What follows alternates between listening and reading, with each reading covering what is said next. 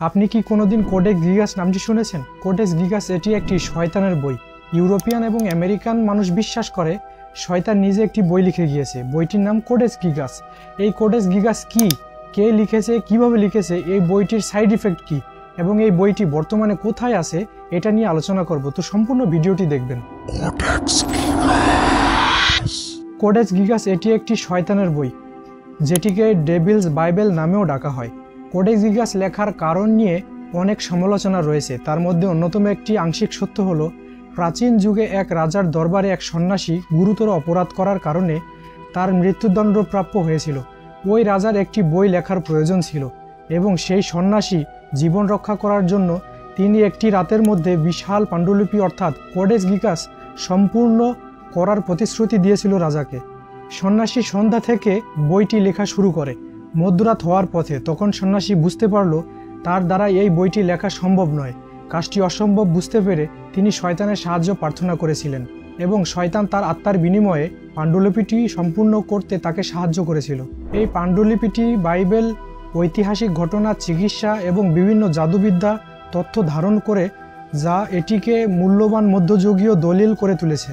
Codex গিগাস বিশ্বের বৃহত্তম মধ্যযুগীয় পাণ্ডুলিপি। এটি আশ্চর্য ও রহস্যময় বই, যা শুধু আকারেই বড় নয়, এর সাথে জড়িত রহস্য এবং কিংবদন্তির জন্যও খ্যাত। কোডেক্স গিগাসের মধ্যে লেখা আছে তা হলো চিকিৎসা, বিজ্ঞান, ধর্মীয় বিষয়, কিছু ব্ল্যাক ম্যাজিকের তন্ত্রমন্ত্র, শয়তানের কথা ও আরও সামাজিক বিষয়। কোডেক্স গিগাসের সবচেয়ে অদ্ভুত এবং আকর্ষণীয় বৈশিষ্ট্য হলো তার বিশাল আকৃতির এবং শয়তানের একটা বড় ছবি আঁকানো আছে এই কোডেক্স গিগাসের একটি পৃষ্ঠা জুড়ে, যা বইটির অন্তর্ভুক্ত। এটি বইটির অন্যতম পরিচিত চিহ্ন বহন করে, তাই বইটিকে শয়তানের বাইবেল নামে পরিচিত করা হয়েছে।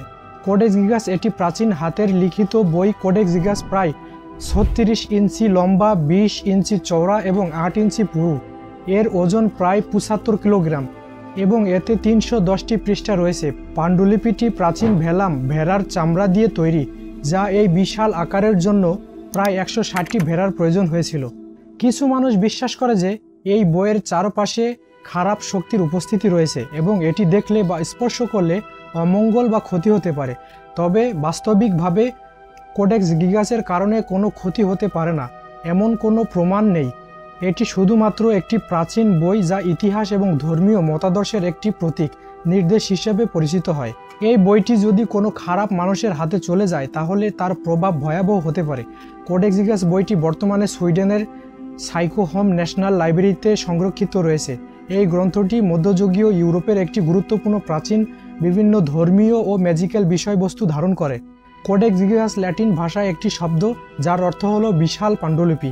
এই পাণ্ডুলিপি তৈরি করেন এক অজানা সন্ন্যাসী যার নাম এখনও অজ্ঞাত।